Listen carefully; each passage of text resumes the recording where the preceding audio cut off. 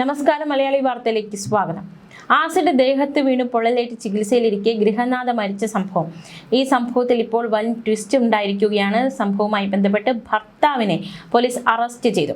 തീക്കോയി കൊല്ലമ്പാറ സ്വദേശി ബാലാമണിയാണ് മരിച്ചത്. 50 വയസ്സുകാരിയാണ് ദേഹത്ത് ആസിഡ് വീണ് മരിച്ചത്. പിന്നാലെ ഭർത്താവ് ജോണിനെ ഈരാറ്റുപേട്ട പോലീസ് അറസ്റ്റ് ചെയ്തിരിക്കുകയാണ്. കുടുംബ വഴക്കുണ്ടാകുന്നു.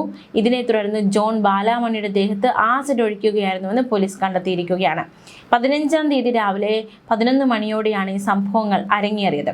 വീട്ടിൽ ആരുമില്ലാത്ത നേരത്ത് ജോൺ ബാലാമണിയുടെ ദേഹത്ത് ആസിഡ് ഒഴിക്കുകയായിരുന്നു. പൊള്ളലേറ്റ് കോട്ടയം മെഡിക്കൽ കോളേജ് ആശുപത്രിയിൽ ചികിത്സയിലായിരുന്നു ബാലാമണി. ഇതിനിടെ ബുധനാഴ്ചയോടെയാണ് ബാലാമണി മരിച്ചത്. ജോണിനെ പോലീസ് റിമാൻഡ് ചെയ്തു. മരം വെട്ട് ലോഡിംഗ് തൊഴിലാളിയാണ് ജോൺ. ബാലാമണി ഈരാറ്റുപേട്ടയിലെ തയ്യൽ സ്ഥാപനത്തിൽ ജോലി ചെയ്യുകയായിരുന്നു. എന്തായാലും നിർണായകമായ സംഭവം. ഈ സംഭവത്തിൽ ഇപ്പോൾ കുടുംബ വഴക്ക് വലിയൊരു കൊലപാതകത്തിലേക്ക് നയിക്കപ്പെടുകയായിരുന്നു. അതിക്രൂരമായിട്ട് ഭാര്യയെ ഭർത്താവ് കൊലപ്പെടുത്തിയിരിക്കുകയാണ്. ദേഹത്ത് ആസിഡ് ഒഴിച്ചാണ് ബാലാമണി എന്ന ഭാര്യയെ ജോൺ എന്ന ഭർത്താവ് അതിക്രൂരമായി കൊലപ്പെടുത്തിയിരിക്കുന്നത്. അതേസമയം നമ്മൾ മറ്റൊരു വാർത്ത കൂടി നോക്കാൻ പോവുകയാണ്. പേരാമ്പ്രയിൽ കാർ കത്തി യുവതി മരിച്ച സംഭവവുമായി ബന്ധപ്പെട്ട് അതൊരു ആത്മഹത്യ എന്ന നിഗമനത്തിലേക്ക് പോലീസ് എത്തിയിരിക്കുകയാണ്. കാർ കത്തിയതിൽ സോനയുടെ ഭർത്താവ് രജിൻലാലിന് പങ്കില്ല എന്ന് പ്രാഥമിക അന്വേഷണത്തിൽ പോലീസ് മനസ്സിലാക്കിയിരിക്കുന്നു.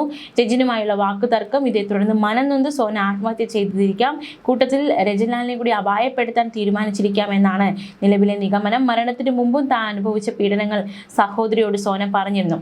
ഇതേ ദിവസം വൈകിട്ട് സഹോദരിക്കൊപ്പം പേരാമ്പ്രയിൽ എത്തിയ സോന കന്നാസിൽ പെട്രോൾ വാങ്ങുകയായിരുന്നു. വെള്ളിയാഴ്ച രാത്രി 9 മണിയോടെ ബന്ധുവീട്ടിൽ നിന്ന് രജിൻലാലിനൊപ്പം വീട്ടിലേക്ക് പോകുന്ന വഴി കയ്യിൽ കരുതുന്ന പെട്രോളിൽ സോന തീയിട്ടതാകാമെന്ന നിഗമനത്തിലാണ് പോലീസ്. കാർ കത്തിയത് ഷോർട്ട് സർക്യൂട്ട് മൂലമല്ലെന്ന് കണ്ടെത്തിയതിനു പിന്നാലെ പോലീസ് നടത്തിയ അന്വേഷണത്തിലാണ് പെട്രോൾ വാങ്ങിയ വിവരം വ്യക്തമായത്. 60% പൊള്ളലേറ്റ് ചികിത്സയിൽ കഴിയുന്ന രജിൻലാലിന്റെ മൊഴിയിലും കാറിനുള്ളിൽ പെട്രോളിന്റെ ഗന്ധമുണ്ടായിരുന്നുവെന്ന് പറയുന്നുണ്ട്. ന്യൂസ് ഡെസ്ക് മലയാളി വാർത്ത.